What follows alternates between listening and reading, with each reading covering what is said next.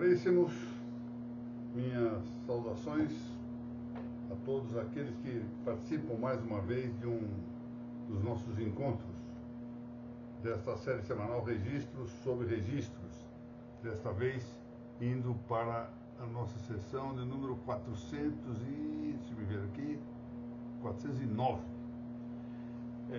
Meus cumprimentos, em particular, à presidência da ANOREG do Paraná, a sua presidente, a professora Mariana Pozzenato Martins, a minha estimada amiga e coordenadora dessa mesma entidade paranaense, a doutora Mônica Dallavecchia, bem como a todos os confrades e confreiras da nossa Academia Paranaense de Direito Notarial e Registral. Tratamos hoje da averbação do termo de securitização de créditos imobiliários. Isso está previsto no número 17 do inciso 2º do artigo 167 da nossa Lei 6.015. Ali se diz averbável o termo de securitização. Comecemos então por desfiar prontamente aqui uma pergunta, de cuja resposta, na verdade, se tratará somente a final. Estaria em vigor ainda a regra que prevê o averbamento do termo de securitização, ou seja, não teria sido ela revogada, pese embora o texto da Lei 6.015, nas indicações oficiais, não se encontre neste passo com indicação de que já não haja sua vigência. Vamos discutir isso afinal. Bom, a nossa palavra securitização não está listada no vocabulário oficial da língua portuguesa, que é elaborado pela Academia Brasileira de Letras. A Academia Brasileira de Letras tem a incumbência, que já se pode dizer tradicional, já de muitas e muitas décadas, de organizar uma lista de vocábulos que oficialmente fazem parte do idioma brasileiro. E essa palavra securitização não se encontra nessa lista. Mas esse é o ponto a considerar. Diversamente, o mesmo vocábulo consta do rol elaborado pela Academia de Ciências de Lisboa, que é a entidade que tem, em Portugal, a função correlata à da Academia Brasileira de Letras aqui no Brasil. Então, securitização é vocábulo não previsto na nossa Academia Brasileira de Letras, no rol que ela tem dos vocábulos oficialmente reconhecidos no Brasil, mas em troca, essa palavra está indicada na lista organizada pela Academia de Letras, de Ciências de Lisboa. De todo modo, é preciso dizer que o verbo securitizar não está indicado em nenhuma das listas, seja a nossa, seja a portuguesa. Bem, o que quer dizer securitização? Essa palavra provém do inglês, aliás, é uma translação direta do inglês, securities. E securities, segundo o Oxford Advanced Learners Dictionary, é um documento que prova que o proprietário, que alguém é proprietário de ações de uma empresa determinada, ações, etc., de uma empresa determinada. Mais brevemente, de maneira mais concisa, o Longman Dictionary of Contemporary English diz que consideram-se securities os stocks ou cotas, shares, de uma companhia, ou seja, ações ou cotas de uma companhia. Não parece impróprio nesse terreno acolher uma acepção mais ampla, que foi indicada num livro muito interessante, muito completo também, chamado Mercado Financeiro, Produtos e Serviços, que já vem lá, a minha edição é a 18ª, do ano 2010. Seu autor é Eduardo Fortuno. E ele diz que as securities são valores mobiliários ou títulos de crédito. valores imobiliários ou títulos de crédito. Parece estar bem isso. Bem, em que consiste propriamente a securitização? Ela consiste em transformar dadas obrigações, conjunto de obrigações, em títulos negociáveis no mercado. Ou seja, é uma obrigação e eu consigo obter um título representativo dessa obrigação e esse título é negociável no mercado. De maneira que um determinado credor, que possui, portanto, créditos recebíveis, essa expressão recebível é importante considerar, possui créditos recebíveis, créditos ainda para cumprimento ou adimplemento futuro, antecipa-lhes o reconhecimento mediante a conversão desses créditos em títulos, emitidos por uma instituição, que é então chamada securitizadora, que por sua vez, essa instituição o que faz? Coloca os títulos no mercado de capitais, permitindo, portanto, que os investidores que adquiram esses títulos assumam algum risco em troca de uma rentabilidade futura. No Brasil, deve-se à Lei 9.514, de novembro de 1997, a criação do chamado Certificado de Recebíveis Imobiliários, CRI, Certificado de Recebíveis Imobiliários. O seu artigo 6º tratava desse assunto, dizendo que esse CRI, esse Certificado de Recebíveis Imobiliários, é um título de crédito nominativo, com liberdade de negociação, portanto um título de livre negociação, ancorado, ou seja, lastreado em créditos imobiliários, e constitui sempre uma promessa de pagamento em dinheiro, ou seja, sempre aqui é essa ideia de rentabilidade futura também. Ou seja, um título representativo de um direito de crédito, direito esse, ou crédito esse, derivado de uma venda a prazo, por isso se fala promessa de pagamento em dinheiro na lei, podendo ter por objeto bens, serviços ou operações imobiliárias. Muito bem. Um dos requisitos desse certificado de recebíveis imobiliários era o da identificação do termo de securitização de créditos que lhe tenha dado origem. Então já aparece aí a expressão termo de securitização de créditos. Como de hábito, a lei, o legislador brasileiro gosta muito de chamar esses títulos com as iniciais maiúsculas. Eu não sei porquê, mas enfim. Quando se fala em nota promissória ou duplicata, não se coloca com maiúscula, mas termos de securitização, aí colocam com maiúscula. Bom, por sua vez, o artigo 8º dessa mesma Lei 9.514 versava sobre a securitização, dizendo que ela é uma operação pela qual créditos são expressamente ligados, expressamente vinculados à emissão de uma série de títulos de crédito, mediante termo de securitização, que deveria ser lavrado por uma companhia securitizadora.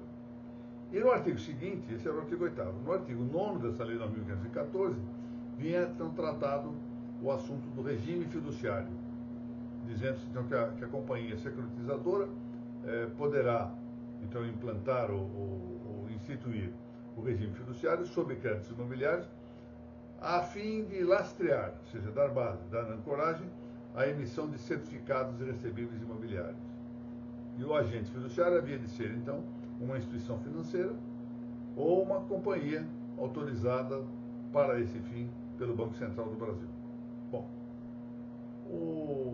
a mesma lei prossegue depois dizendo que isso é importante aqui para a esfera do direito registral, que o termo de securitização, desde que instituído o regime fiduciário, já previamente definido no artigo 9º, ou seja, quando os créditos se separem como patrimônio de afetação, que isso no fundo é a ideia do lastro, né, que se vai formar, esse termo deveria ser averbado no registro de imóveis, ou seja, na matrícula do imóvel correspondente, na matrícula imobiliária a que tivesse conexão, com o que tivesse conexão.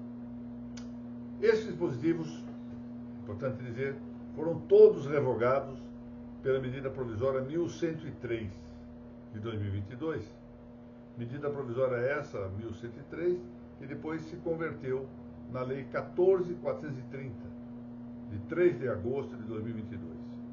Bom, mais à frente nós vamos voltar ao exame dessa matéria, em particular dessa lei. Por agora, eu gostaria que nós considerássemos aqui algumas observações que se recrutam da reconhecida autoridade do professor Melim Namen Chalub. O professor Melim Namen Chalub é uma grande autoridade nessa matéria toda. Ele é um jurista, no fundo, é autoridade em amplos aspectos do campo jurídico, mas nesse em particular, é preciso reconhecer, é um nome referencial, sem dúvida. Ele tem um trabalho que foi publicado no boletim eletrônico do Instituto do Registro Imobiliário do Brasil, isso em 2003, portanto já há mais de 20 anos passados. O título é mais ou menos Exceção do Crédito Imobiliário e Alienação Fiduciária de Bem Imóvel, aí segue uma referência à securitização de créditos imobiliários. Está no boletim eletrônico 828. Boletim eletrônico 828, publicado pelo IRIB. Isso se encontra na internet. E eu recomendo muitíssimo, vivamente, que se leia esse trabalho do professor Chalub. Antes de conceituar o termo de securitização, ou seja, ele diz lá que é o ato por meio do qual, mediante o qual, uma companhia, que é chamada de securitizadora, por meio de uma declaração unilateral, promove a emissão de títulos e estipula seus valores. Valores, vencimentos, condições de remuneração, etc. Resgate. E por isso há uma correlação que é estabelecida pela securitizadora entre os títulos emitidos e os créditos destinados. A correlação é importante, de maneira que isso propicie os fundos necessários ao pagamento dos subscritores.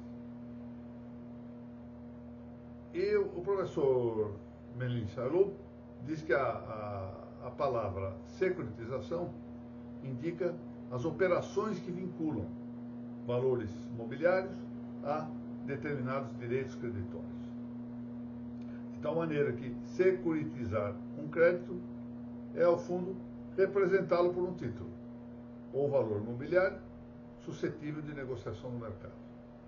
Assim, o lastro ou a âncora da securitização são os recebíveis, aquilo que devem ser futuramente objeto de recebimento. Bom, a Lei 14.430, de agosto de 2022, a que eu fiz há pouco uma ligeira referência, revogou a Lei 9.514 e, ao mesmo tempo, estabeleceu as regras gerais aplicáveis à securitização de direitos creditórios e à emissão de certificados de recebíveis. E também define ali o que é uma operação de securitização. Do mesmo modo, dizendo que se trata, a exemplo da lei anterior e da doutrina que se formara nesse meio tempo, que dizia respeito à aquisição de direitos creditórios, para dar lastro à emissão de certificados de recebíveis. Muito bem. E indica também na mesma lei, no artigo 22, os requisitos desse termo de securitização. Mas aquilo que mais de pronto nos interessa é lembrar que esses certificados recebíveis são títulos de crédito nominativos, como já havia indicado anteriormente, e que são de emissão exclusiva da companhia securitizadora, ou seja, não é qualquer um que pode ficar emitindo esses certificados recebíveis. Bom, são títulos extrajudiciais, têm executibilidade na esfera judiciária, embora sejam títulos de origem extrajudicial. Então nós voltamos à pergunta inicial que nós havíamos feito, lá no começo da nossa manifestação. Será que ainda a regra da Lei de Registros Públicos, que prevê o averbamento de securitização, está em vigor? Ou seja, ainda está vigente a regra do item 17 do inciso 2º do artigo 167 da Lei de Registros Públicos? Vejamos aqui qual o estado da questão para tentar uma resposta numa matéria que, de todo modo, segue controversa. O texto desse item 17 do inciso 2º do artigo 167 da Lei 6.015, que eu fiz referência, alistando o termo de securitização entre os títulos averbáveis no ofício imobiliário, procede do artigo 40 da Lei 9.514, de 1997. E esse artigo 40, por sua vez, resulta do previsto no parágrafo único do artigo 10 da mesma Lei 9.514. Eu já mencionei, que diz que o termo deve ser averbado no registro imobiliário, ou seja, na matrícula do imóvel correspondente. Pois muito bem. Então está previsto lá na Lei 9.514. No artigo 10, por sua vez remetido ao artigo 40, ou ao contrário, se o 40 remetido ao artigo 10, e dando, portanto, razão de ser para o item 17 do inciso 2º do artigo 167 da nossa Lei de Registros Públicos. Pois muito bem, a Lei 14, esse artigo 10 da Lei 9.514 foi revogado já com a medida provisória 1103, que se converteu na Lei 14.430. E lá se encontra claramente a observação de que ficam revogados, isso está no artigo 38 desta lei, ficam revogados os seguintes dispositivos da Lei 9.514. Aí, artigo 7º ao 16, portanto abrange o artigo 10. O artigo 10 foi revogado, não o 40. Mas lembremos que o 40, por sua vez, tinha razão de ser, sua razão de ser vinculada ao artigo 10. E o artigo 10 foi revogado. Por sua vez, a Lei 14.430 não indica, como eu disse, já que não revogou expressamente o 40, a revogação também do item 17, de que nós estamos tratando, lá do inciso 2º da Lei de Registros Públicos. Portanto, não há essa revogação expressa na Lei 14.430, que tampouco faz referência alguma ao registro de imóveis. Não há nenhuma referência na lei ao registro de imóveis. No parágrafo 1º, aqui começa o problema maior, no parágrafo 1º de seu artigo 26, parágrafo 1º do 26, a Lei 14.430 enuncia que o termo de securitização, desde que nele se haja instituído o regime fiduciário, ou seja, aquela ideia da formação do patrimônio de afetação, deverá ser registrado, atenção, em entidade autorizada pelo Banco Central do Brasil ou pela CVM, Comissão dos Valores Mobiliários. Note que aí se fala de ativos financeiros e de valores mobiliários na lei. Se forem ver lá, está tratando desses assuntos, faz uma referência a valores mobiliários. É verdade que é duvidosa a referência a esses valores mobiliários, se é só a CVM ou se há outras possibilidades de depósito de ativos financeiros e valores mobiliários, porque se remete a uma lei propícia para isso, ou se tem a ideia de também se referir a toda a manifestação que diga respeito ao termo de securitização. Justamente essa é a dúvida compreensiva desse dispositivo. De maneira que, então, é controversa a resposta sobre a vigência da lei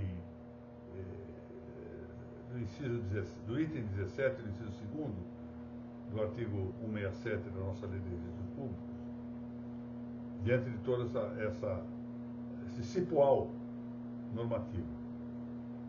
E controversa a resposta, disputável, eu admito, mas há algo a extrair de tudo isso que me parece, embora a matéria opinável, possa ser a indicação que, a meu ver, pode considerar-se.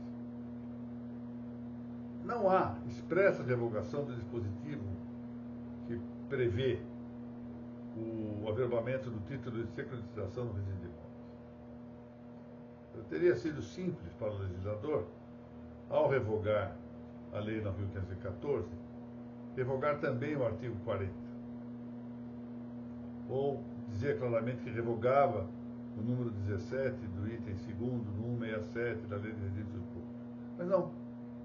Silenciou a respeito. Então, parece-me que se mantém em vigor a regra desse item 17. A meu ver, não está revogada a possibilidade, mais do que a possibilidade, a imperatividade da averbação do título de securitização, desde que se trate de regime fiduciário, ou seja, com patrimônio afetado.